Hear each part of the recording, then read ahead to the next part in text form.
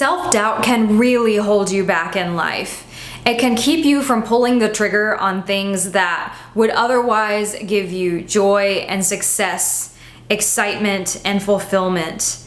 It shows up as fear and anxiety, and a lot of times it sounds like, I'm not capable, I'm not smart enough, I'm not ready for this, people will judge me.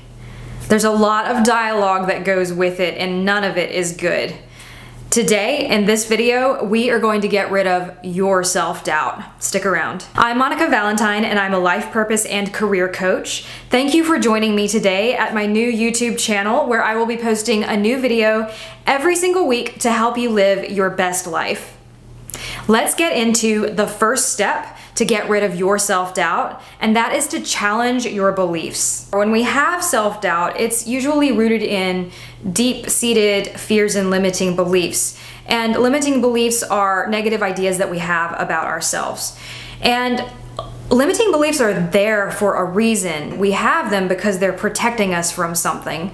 So let's say that you are a musician and you've been playing the drums or the guitar for 20 years, but for some reason you tell yourself that you're not that good, or you're just not good enough to go out and perform in front of an audience.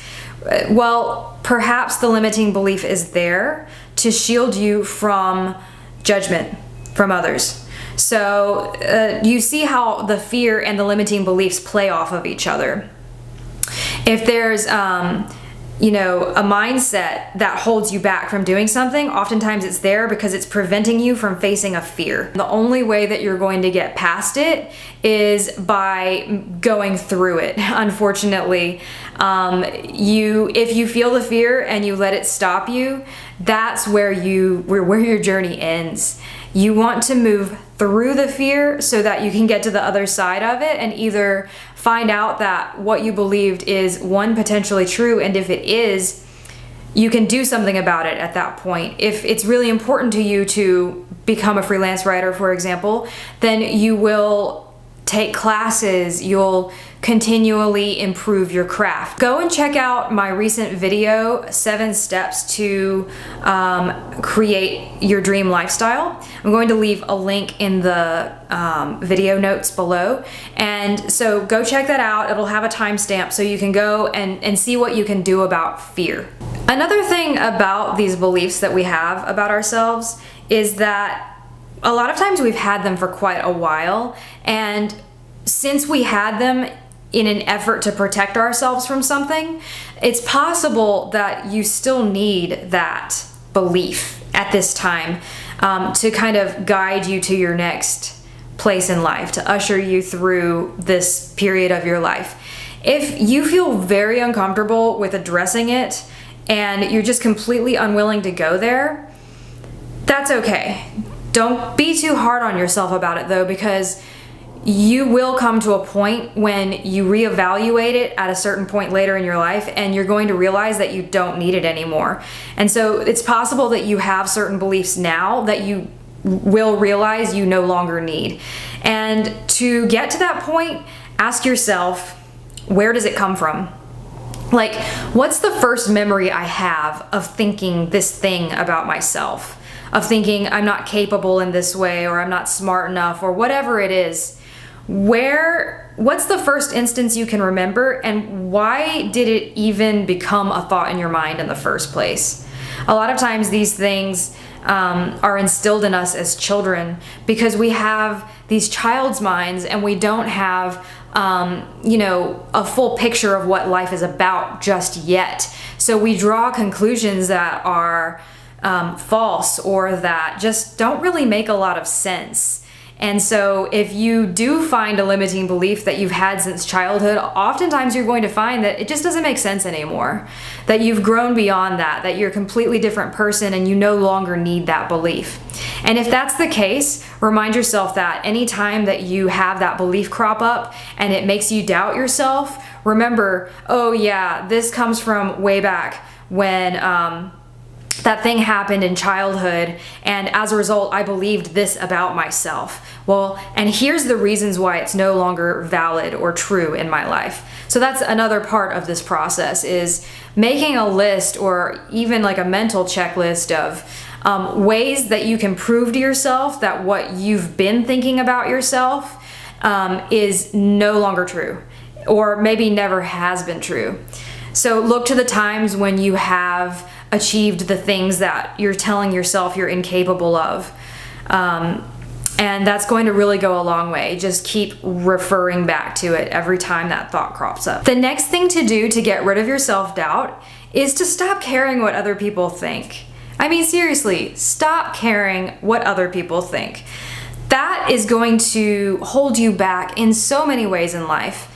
Once you get rid of giving a crap what other people say or believe about you, you will have so much more freedom of expression, not just in terms of, you know, what you say, but also in what you do and what you put out into the world.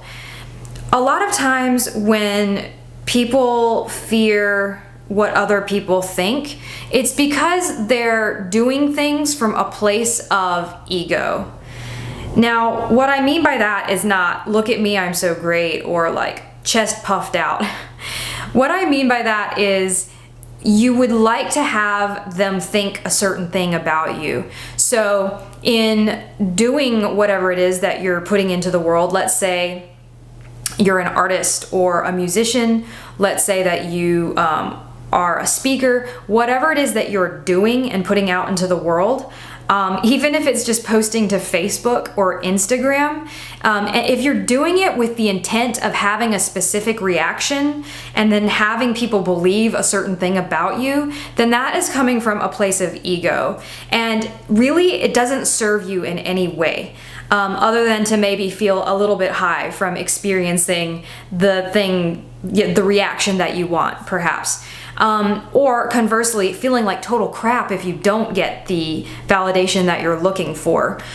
So instead of doing things from a place of, I want them to see me as smart, funny, great, wonderful, whatever it is, do what you do from a place of pure love of doing it.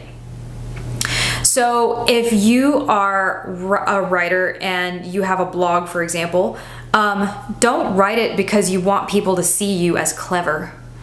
Do it sheerly for the fact that it is something you enjoy the process of. So if you are doing things that you don't love just for the sake of it, just for the sake of doing it, then it's probably not something that's going to serve you in a bigger picture or in a long-term sense anyhow. The next thing to do to get rid of your self-doubt is to let go of the fear of failure.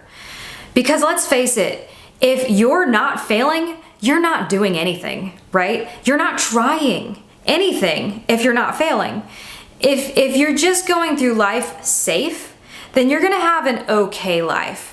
You're going to have a comfortable life, perhaps, but it's not going to be exciting. It's not going to be particularly fulfilling. And it's not going to be something that you look back on at the end of your life and go, wow, I really lived. I don't know about you, but I want to be able to say that at the end of my life. And I want to have rich experiences in my life. I want to live on the edge of what I'm capable of what's possible. That's when you're really fully engaged in life. And so I'm challenging you right now to get uncomfortable.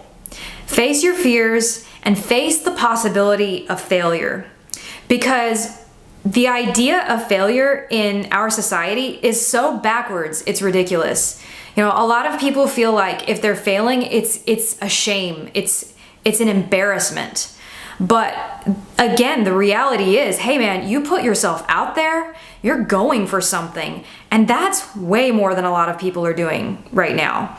And so push yourself to do things that get you out of your comfort zone. And remember that if you fail, really, you're just learning. It's a process of figuring out what you don't know, what you need to know, how to do things better. And then also, if you fail in a way where an opportunity is closed to you as a result of it, remember that every opportunity that is gone away is another opportunity to be born.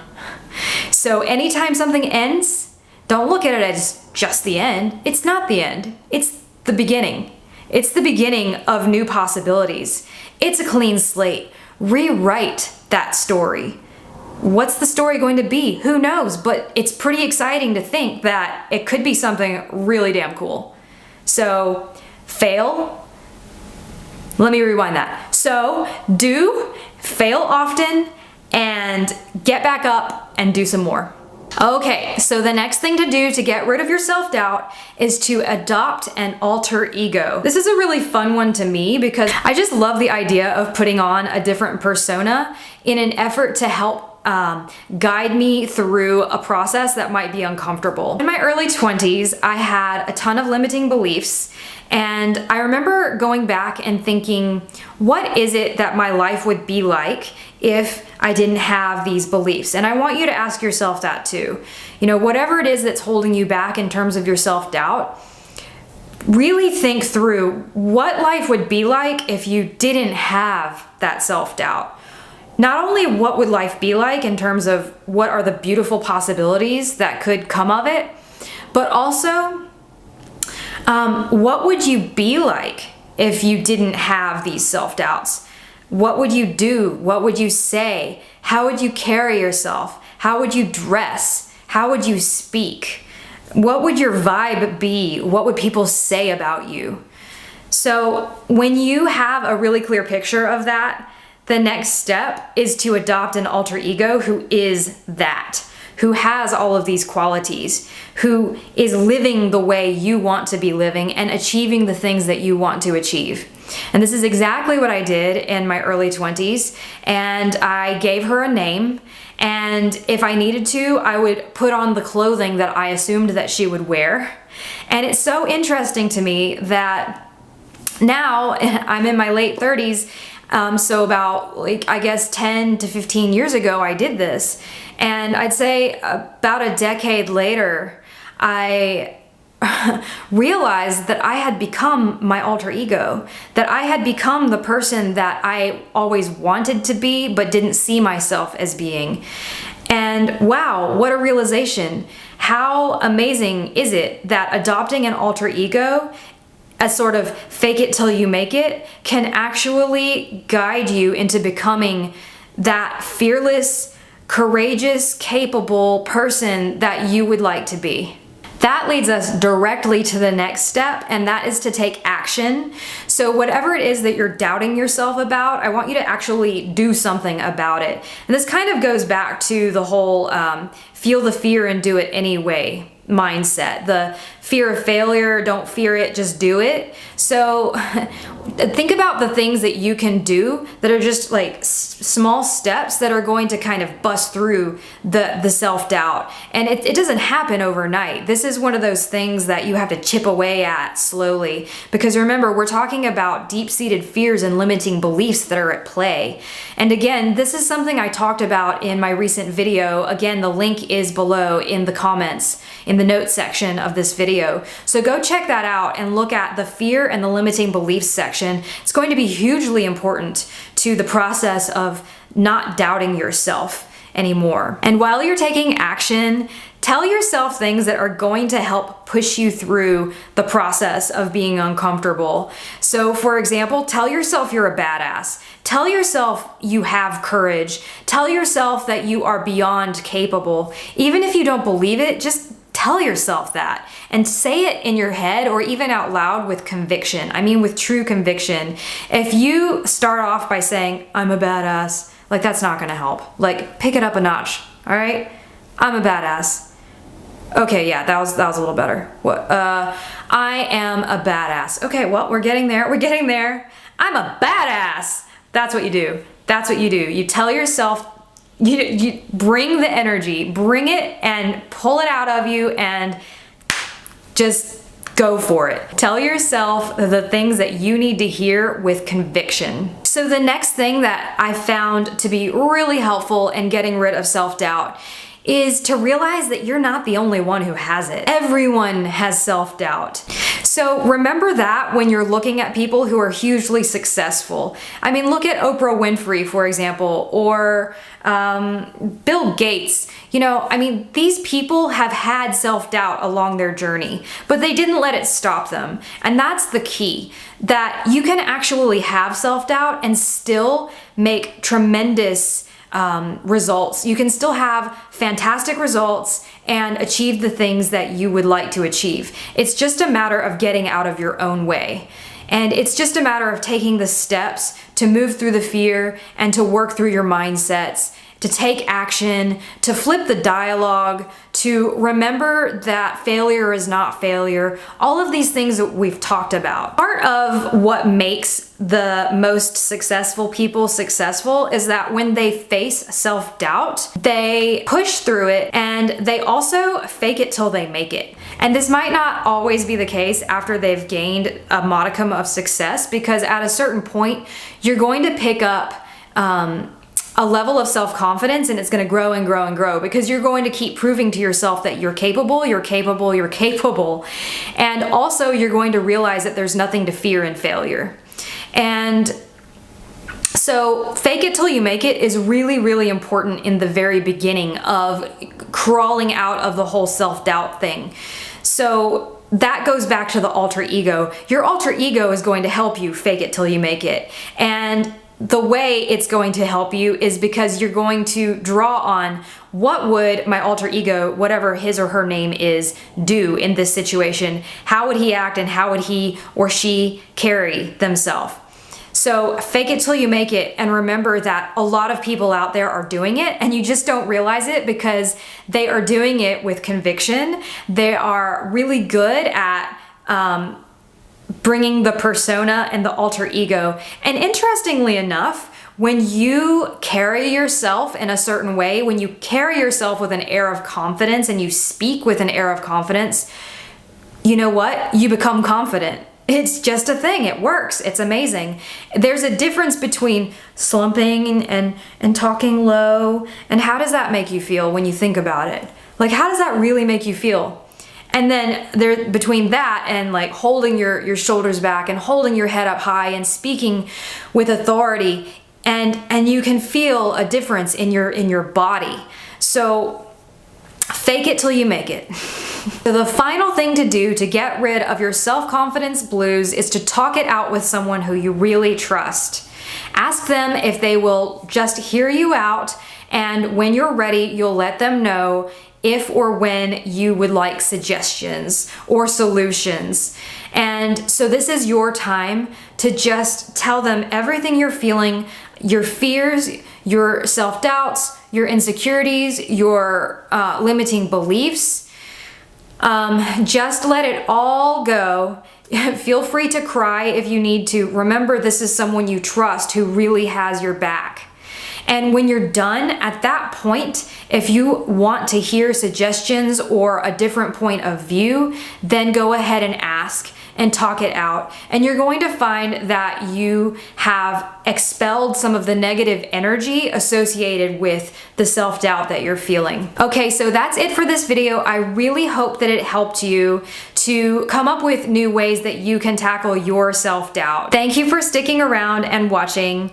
Please hit the thumbs up if you liked the video or got value out of it, and share it with a friend who you think could benefit from it. And also, I'm growing a community here on YouTube where we can support one another through what it is that we're trying to accomplish in life and through the challenges and obstacles along the way. I would really like this to be a community, so please leave your comments and subscribe to the channel.